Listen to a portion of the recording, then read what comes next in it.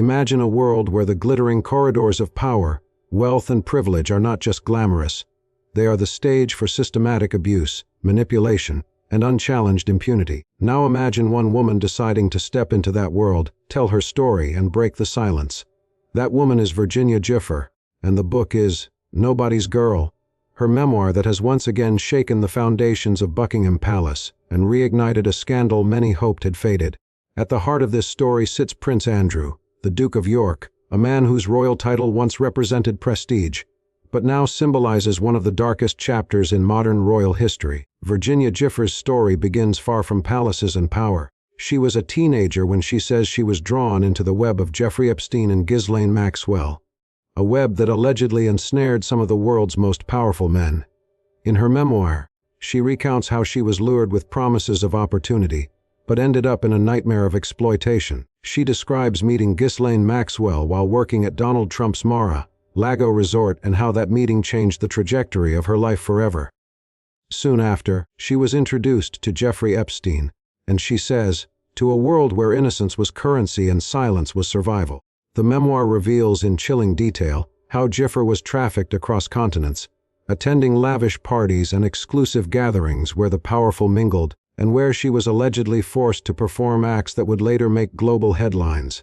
But one name dominates those pages: Prince Andrew.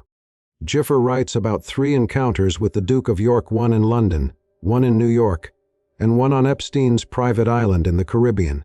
She recounts being told by Ghislaine Maxwell that she had to do for Andrew what she did for Jeffrey. Her description of the encounters is emotional and unsettling. She writes that Andrew behaved as if having sex with me was his birthright. These are not new allegations, but what makes Giuffre's memoir significant is the level of detail and emotion she brings. She recalls the infamous night in London, the same night when the now iconic photograph was taken. Prince Andrew's arm around her waist, with Maxwell smiling in the background. Giuffre describes how that moment changed her life forever, the pressure she felt, and how she became trapped in a world she could not escape. The photograph, she says, became both her proof and her curse. Prince Andrew has always denied the allegations. He insists he never met Giuffre, famously claiming he was at a Pizza Express restaurant on the night in question. That statement, made during his disastrous BBC interview in 2019, became a cultural meme and a PR catastrophe. Instead of clearing his name, it destroyed his public image. Within months, he was stripped of his royal duties, forced out of public life, and left clinging to whatever remained of his reputation.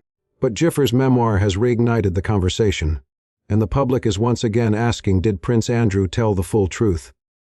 The book doesn't just focus on Andrew.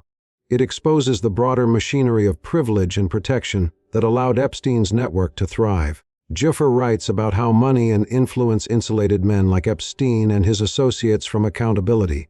She describes being moved between Epstein's homes like property, forced to smile in public while dying inside. And she questions how so many powerful people, politicians, businessmen, and royals, could all turn a blind eye. The co-author of the memoir, Amy Wallace, has said that the book is not about revenge, it's about truth. Wallace describes how Giuffre wanted to reclaim her narrative after years of being silenced and discredited. The title, Nobody's Girl, symbolizes that transformation from victim to survivor, from silence to power. Giuffre wanted the world to understand not only what happened to her, but how systems of privilege protect those who commit such acts. The reaction has been explosive. British tabloids are once again filled with stories about Prince Andrew's past, while international outlets are dissecting every page of the book. BBC reports say royal aides are in panic mode, bracing for renewed scrutiny. According to sources quoted by Deutsche Welle, the palace has adopted its usual crisis strategy: silence. But silence may no longer be enough. The British public remains divided. Some see Giuffre's memoir as an act of extraordinary courage, a woman speaking out despite relentless attacks on her credibility. Others view it as reopening old wounds. But whatever your opinion, one thing is undeniable: this book has placed Prince Andrew back under the global microscope. In her memoir, Giuffre also describes the years following her escape from Epstein's control.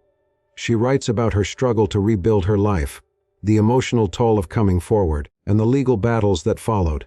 Her settlement with Prince Andrew in 2022 reportedly reached around $12 million. But Giuffre insists it was never about money. She says what she really wanted was accountability and a public apology, something she never received. After casting doubt on my credibility for so long, she writes, the Duke of York owed me a meaningful apology as well. Reports from the British media suggest Andrew's legal team is reviewing the memoir carefully, but so far there's been no formal response. The palace has stayed silent. The Queen is gone, King Charles leads a monarchy already struggling with declining popularity, and now this memoir is another blow to its fragile image. Public trust in royal institutions was already shaken by controversies surrounding Harry and Meghan, questions about the Commonwealth, and debates about colonial history. Giuffre's memoir adds another layer, a scandal that links the monarchy to one of the most notorious criminal cases of the century. But this isn't just a royal issue, it's a societal one. Giuffre's story has reopened global discussions about power, privilege, and justice. Why do the rich and powerful often escape accountability? Why are victims doubted, silenced, or destroyed? How many more networks like Epstein's remain hidden in plain sight? In the United States, Giuffre's memoir is being hailed as an important historical document, an insider account of one of the biggest abuse networks ever uncovered. In the UK, it's forcing a national reckoning. For years, much of the British press avoided covering certain details due to legal restrictions. But now, with Giuffre's words public and her story documented, those barriers are gone. The conversation is bigger, bolder, and unavoidable. Beyond the scandal, the memoir has geopolitical undertones. Epstein's connections extended across borders, involving global elites, politicians, financiers, and even royalty. The fact that a British prince was connected to a US-based sex trafficker has diplomatic implications. It raises uncomfortable questions about how deeply intertwined power structures really are, and whether justice systems can ever hold such individuals to account. Giuffre's co-author said something powerful. Prince Andrew's life is being eroded because of his past behavior, and rightly so. The book describes how his social circle has shrunk, how he's largely confined to private life at Royal Lodge, and how former friends have distanced themselves. Once a decorated naval officer and the Queen's favorite son, Andrew has become a symbol of royal disgrace. His attempts at rehabilitation have failed, and every new revelation pushes him further into isolation. Giuffre's memoir, tragically published after her death, has become her final statement to the world. Before passing away in April 2025, she told her publisher that it was essential the book be released no matter what happened to her. The truth must be told, she wrote, and it has been. Her story, raw and unapologetic, stands as both testimony and warning, a record of how unchecked power breeds silence, and how silence enables abuse. For Prince Andrew, the nightmare continues. Every detail in Nobody's Girl renews public interest, media scrutiny, and political pressure. Campaigners are calling for him to be stripped of his remaining titles, while polls show that most Britons want the monarchy to issue a public statement acknowledging the pain caused. But the palace's playbook is predictable: say nothing, do nothing, and hope the storm passes. Yet, as history shows, silence only amplifies the sound of truth. Giuffre's story isn't just about the crimes of the past. It's about what happens when those crimes intersect with privilege and power. It challenges the notion that status can buy innocence. It forces us to question who society protects and who it sacrifices, and it reminds us that no matter how many years pass, the truth has a way of resurfacing. For viewers watching this, the question is not just about what Prince Andrew did or didn't do. It's about the world we live in, a world where justice often bends toward the powerful, and where it takes unimaginable courage for someone like Virginia Giuffre to stand up and speak. Her memoir isn't just a recounting of trauma.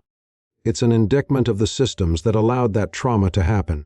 As Nobody's Girl continues to dominate headlines and shake the royal establishment, one thing becomes clear: this is not just a scandal, it's a reckoning.